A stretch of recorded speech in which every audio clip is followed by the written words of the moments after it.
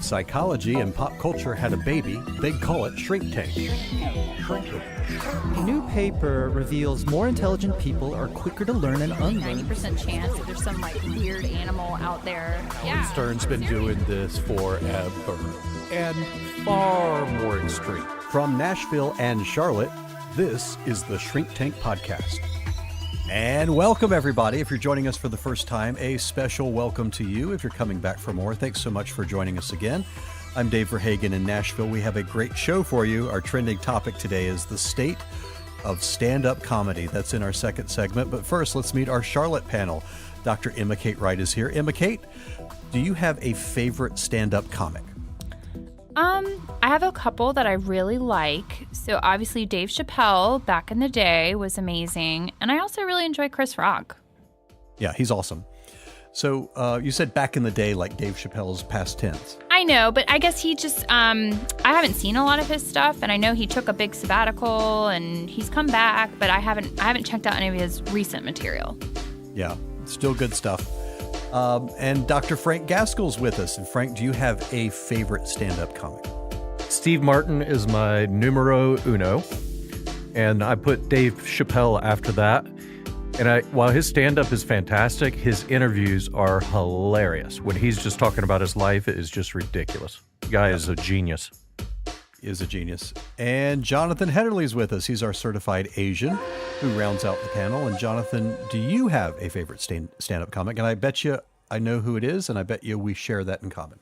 It's really sad because my childhood comedy hero was Bill Cosby, and I had a lot of his comedy tapes, and I can't go back and listen to him. I cannot separate the man from his art, from his entertainment. But more recently, in the last couple of years, John Mulaney, to me, is the best comedian around right now. And I had the good fortune, my family and I, we were able to see him live in Durham here. We saw his Kid Gorgeous tour, and he knows how to work a auditorium or a theater, and it's really how he crafts a story. Like, he doesn't have a lot of punchlines. So I just love how he tells stories, and they just become more absurd and hilarious as he goes on and on and on. Yeah, you and I have a lot in common with the comedy stuff. I've always considered myself to be a student, particularly of American comedy, and I read books about everything from Saturday Night Live to The Second City. Right now I'm reading a book on the making of Caddyshack. So it's something that's always been an interest of mine. I grew up listening to Cosby, George Carlin, Steve Martin. I would listen to these albums all the time. So those are my childhood folks. But I'm with you. John Mulaney right now is killing it. And I also still love Bill Burr. I think Bill Burr is great. I think he's just this angry, curmudgeonly, but like laser sharp wit. And so those two right now are the ones that I most enjoy. We'll talk about them a little bit later. But first, Jonathan trolls around the internet for our first segment for a story of psychology in the news that we call Being Human. New research suggests we are predisposed to forgive. So this research, conducted by psychologists at Yale University, University of Oxford, University College London, and the International School for Advanced Studies, shows that the brain forms social impressions in a way that can enable forgiveness. Because people sometimes behave badly by accident, Yale psychologist in charge of the study states we need to be able to update bad impressions that turn out to be mistaken. Otherwise, we might end relationships prematurely and miss out on the many benefits of social connection. And they conducted experiments over more than 1,500 subjects, and they observed the choice of two strangers who faced a moral dilemma, whether to inflict painful electric shocks on another person in exchange for money. And the research and the experiment showed a pattern of impression updating, which reveals a basic predisposition towards giving others, even strangers, the benefit of the doubt. So, Emma Kate, I don't know why, but you seem like a very forgiving person. Nope. What do you make of this study? So it's actually funny because I literally had this scenario happen yesterday with our producer, Sean. We both wanted a piece of gum. And I was like, oh, you can have it. And Shannon was like, no, you take it. And I was like, okay, thanks. And so literally this exact scenario played out a little bit. And the reality is I think a lot of people are predisposed to this because as humans, we're wired for social connectedness.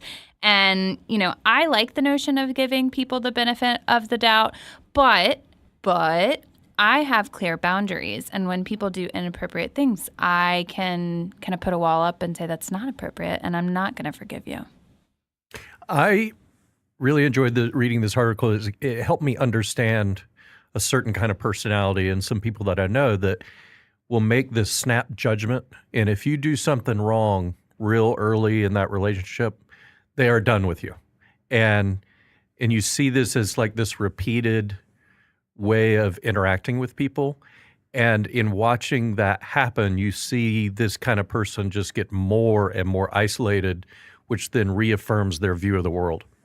Well, I'm kind of confused. Like, so Sean forgave you for wanting the piece of gum? Like, no, I guess I was thinking of it more as like being helpful. I don't know. Now that So I you're think saying about he that, had bad breath. yes, Okay. no, but he forgives you for your bad breath? I guess I don't know. He didn't make a bad moral. Like he thought I was nicer because of it. Oh my gosh. I would kill myself if I lived in your head. Oh. But no, but Says Frank Gaskell. right? Seriously. No, but I think the point you're talking about though, with it almost feels like borderline personality disorder a little bit, what Frank was alluding to, where it's just like it's black and white. I love you, I hate you, I need you, get away from me. Or narcissism. Or that. But so, I think it is an interesting article. Yeah. Well, if you have questions or comments about the article, we hope you'll write us at feedback@shrinktank.com. We'd love to get your comments or questions, and we'll react to those as well.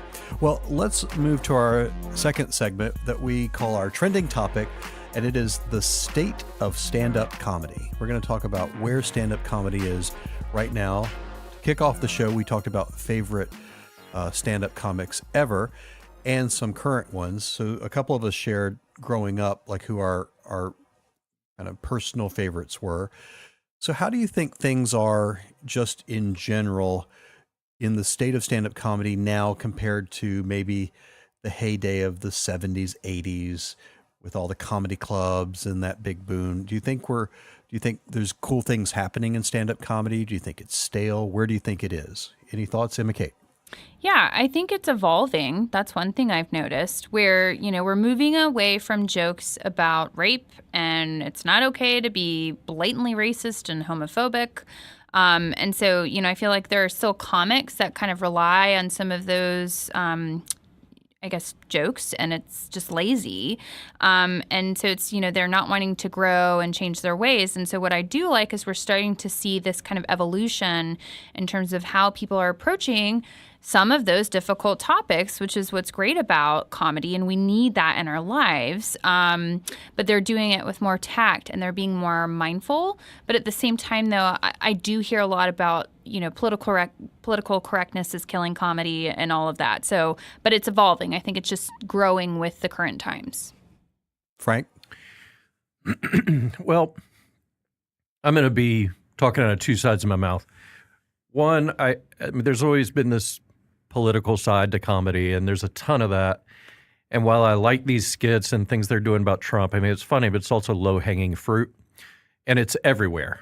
But also, like, I remember listening to Rodney Dangerfield and some of those just dark, really intense comedians that had this edge and were pushing the boundaries. I don't think we really have that anymore, other than, and I'll say it, Howard Stern, who has interestingly, it's curious how in this later part of his career, he's found a balance between being very pro-woman, very pro, different sexualities, like he's all about it, but yet he can still find a way to push the boundaries around how to make fun of absolutely everything.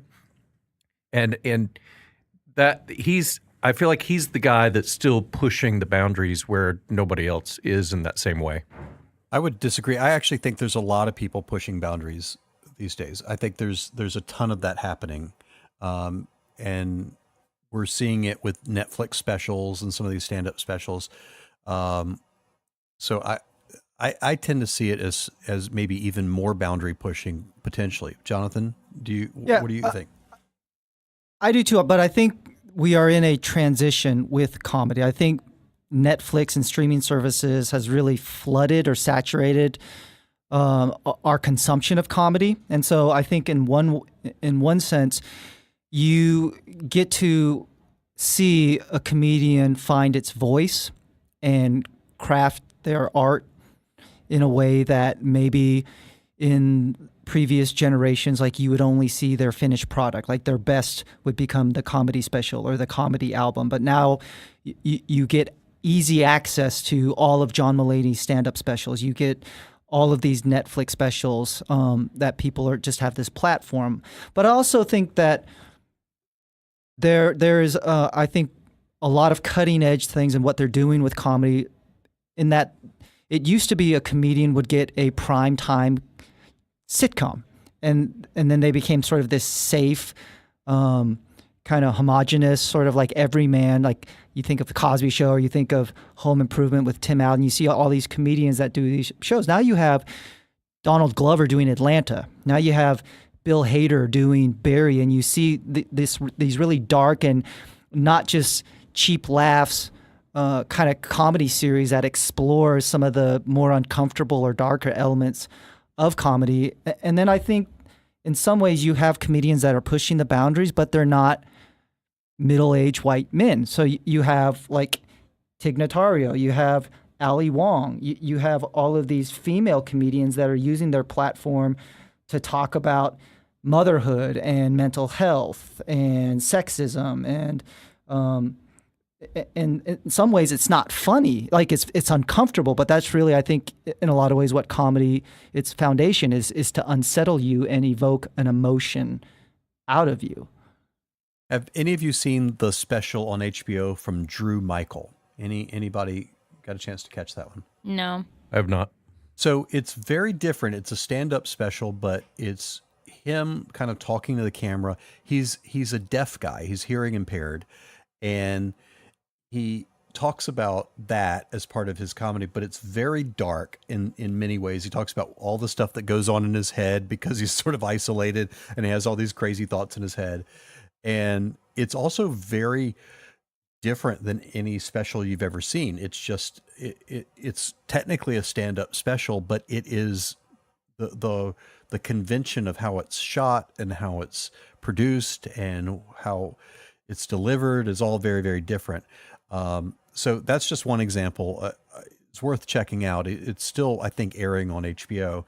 I just, on the plane, I watched a couple of specials. One was Hannah Gadsby, and she's an Australian lesbian who talks a lot about being an Australian lesbian from Tasmania. And it's pretty traditional. It's filmed at the Sydney Opera House. It's traditional in its filming and its style, but the way of delivering it is the way she sort of builds up and sneaks up on you is pretty provocative. So there's some cool things happening out there in that space. Any other examples anybody can think of a particularly clever or interesting comic that's out there now? Did you guys ever see the special on HBO by Chris Gerhardt, I think's his name, comedian? It was called Career Suicide, where he basically, his comedy special is about him talking about his severe depression, his mental health, and his suicide attempts. And again, it's a way of like taking this very dark and morbid subject matter, finding the humanity in it, looking for laughs that aren't cheap. But again, it's really about confronting the audience with these like real life truths from a comedian, that it's not all for cheap laughs or a punchline. Emma Kate, you talked about Chris Rock, and his last special was definitely boundary pushing and edgy, and some of it worked and some of it didn't. Some of it was funny and some of it failed. But what's your thought about that kind of where he's talking about cheating and porn and his own failings, and kind of like along what Jonathan's saying about someone talking from a very personal place, about very, very personal issues. Yeah, I think that we're probably going to see a lot more of that because, and I enjoyed that special. You're right. There were aspects of it that felt kind of flat, but then other parts were great. And, I think we're going to see more of this where comedians are going more on themselves, which is, it's traditional. You want to make fun of yourself. Everyone can easily laugh at that. But I think the topics that are going to be discussed in terms of the path that we go with them will feel different, where it's less like, oh, I'm a lesbian and this is what lesbians talk like, or this is what they look like, and making jokes on that line versus how this is my story and how I can find humor within my darkness. And there's that more positive twist to it. So let's talk a little bit about the psychology of this for a second. And the idea of having stand-up comics has been around for decades. I mean, we've part of almost throughout the entire history of our country, we've had, whether they called it that or not, stand-up comics. Certainly there was this big movement in the 60s with Lenny Bruce, and into the 70s and 80s was a big, where it really blew up with comedy clubs. Well, what is it about, I understand why we would go see a movie because it's a visual experience. There's lots of visuals and sound and all this going on. But why would somebody go see, like Jonathan, why would you go see John Mulaney live? Why do people still, are they drawn to seeing one person standing there telling funny things? Well, first of all, I love live performance, the experience, live music. I know that's one of 9,000 things Frank hates or is afraid of, or both. But to me, it's really about making a connection with somebody. And when I go to a concert, when I go to a comedian, it feels like they're telling me a story, and they're there to make me laugh. And it feels really gratifying, and it doesn't feel as detached. Because the other thing about comedy, and I see this all the time when we go see comedy films, they're never as funny when I watch them at home by myself than they are with a group of people, where the energy of the audience and the camaraderie can make a horrible film tolerable and a good comedy, a great comedy in that moment. I will tell you, this is an odd thing. I do enjoy going to live comedy. It's not music, because I know what to do at a comedy show. You laugh, okay? That's very clear. That's what you do. But I would echo what you're saying, of having that intimate experience with a bunch of other people, everybody's laughing. But it also, for me, it's a little bit of an adrenaline rush. Like, is this guy really going to pull this off? Is it really going to be funny? And it kind of makes me nervous at the same time for the person up there doing it. Yeah, I like to think of that energy too, where it is really sort of infectious. And it is true, Frank, you bring up a good point. When you're at a show like that, you don't know, how is this person going to really suck? Like, will the audience eat them alive? And even then that little piece of it is kind of like, oh, I want to see what happens. It's a really unique thing because, a musician for a concert can practice their instrument and get really good, and they can play as a band together and make sure, and they can pretty much guarantee they're going to have at least a B show. And if they really hit it hard with energy, it's going to be an A show. With a comic, even though there's lots and lots of hours of preparing and working, every audience is so different in terms of their sensibilities and their sense of humor. Every region of the country is different. And so it's really fascinating to see someone come in to a room of strangers and figure out how to crack the code of getting them on their side. Like either getting them aligned with them, or getting them so upset with them in a way that promotes their comedy or generates more heat around it. That's just a fascinating thing to see that, like the ability to take a room and with very, very, because what you're getting with a concert, the artist's songs usually. With a comic, even if you've heard previous stuff, you don't know if you're gonna think these particular jokes or things are funny, and to bring somebody, a whole room on board with you, is really, really fascinating. Any other thoughts about the psychology of this and why we're drawn to it? Well, I think laughter is one of the most relaxing and stress-releasing experiences. Like, I'm not I'm really not a big fan of like horror films. I like suspense, but I know some people are just like addicted to scary films or roller coasters or things that really push that edge of fear.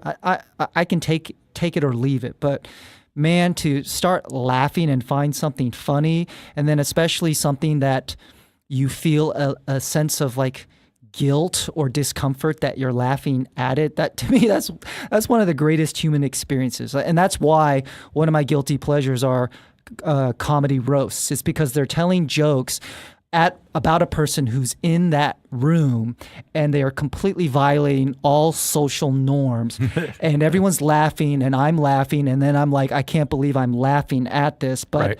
that makes me laugh even more because you can get away with it in that context. Yeah, the Rick and Morty humor, it makes me feel horrible when I laugh at it, but I can't get enough of it. I'll tell you one of the interesting things about comedy. I actually took a course at UNC Chapel Hill called The Psychology of Humor. And the professor was probably the least funny human being on the face of the earth. I mean, he was a rock, just awful. But we did look at like how comedy is structured, how do you format it, just sort of the science behind it and how to juxtapose two things that don't go together. And I heard an interview with Jerry Seinfeld, and the interviewer was Howard Stern, and he said, "When you tell a joke, do you laugh, or when you hear other comedians, do you laugh?" And Jerry Seinfeld was also talking about being on the autism spectrum, and he said, "Are you kidding? Of course I don't." And I'm like, okay, I didn't hear that coming. And he said, "When I hear a joke, all I can do is figure out the structure. How did they set it up? Where's the punchline? How do they wrap it up?"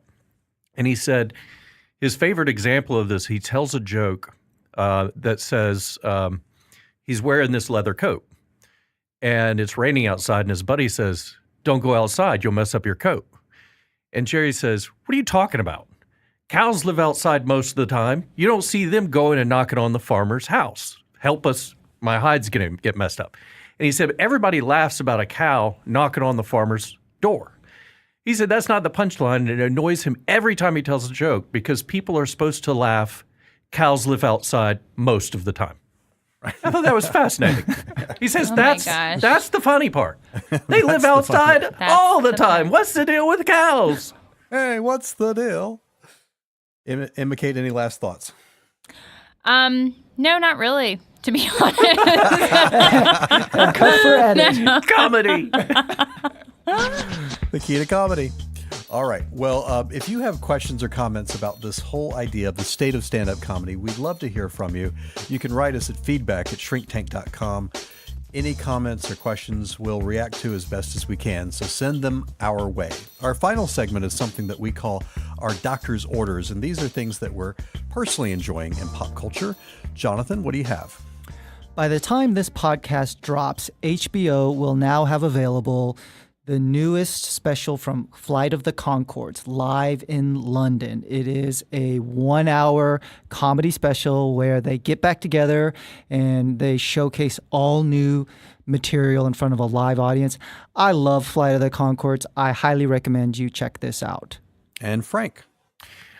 So, in the vein of comedy and pushing boundaries, next week, tune in to Howard Stern on Sirius XM 101 and 100, because they are doing an entire week tribute to Beetlejuice, a 3, maybe 2.5 foot tall guy that is in a wheelchair and makes rap music.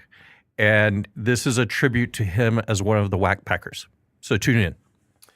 There is a show on Showtime called Kiddin with Jim Carrey, and he plays a Mr. Rogers character who has lost a child in a car accident. And so he's dealing with grief and loss, and his family's dealing with it, and they've separated, and he's still got to go on the air and be this like really gentle soul. And it's kind of a comic, tragic sort of thing. It's a pretty funny show. I will tell you this, just in fair kind of disclosure, my wife hated it. we watched the first couple episodes, and she was like, "I'm not watching that again," and I really liked it. So it might be a little polarizing. Her critique was, I didn't know what to care about or who to care about. Part of what I liked about it was the fact that it was a little, it made you feel a little uneasy and a little bit unsteady about all that. So I like that kind of thing. So if you think you might like it, you probably will. The show is called Kiddin. It's with Jim Carrey on Showtime. And that's going to do it for this edition of the Shrink Tank podcast. We hope that you'll check us out on shrinktank.com for great articles and videos. And we also hope you'll check out links to our Doctor's Orders products. You can also follow us on Twitter at @shrink_tank and like us on Facebook. For questions or comments, drop us a note. Our email is feedback@shrinktank.com. And if you like the show, give us a review on iTunes. It helps us build our audience, and it'd also be a great way to help us get people to know about us. Our producer and theme music composer, Sean Beck. Our associate producer and social media guru is Mariel Butler. For Emma Kate Wright, Jonathan Hedderly, and Frank Gaskell in Charlotte, I'm Dave Verhagen in Nashville. Please tell all your friends about us and make it a great week.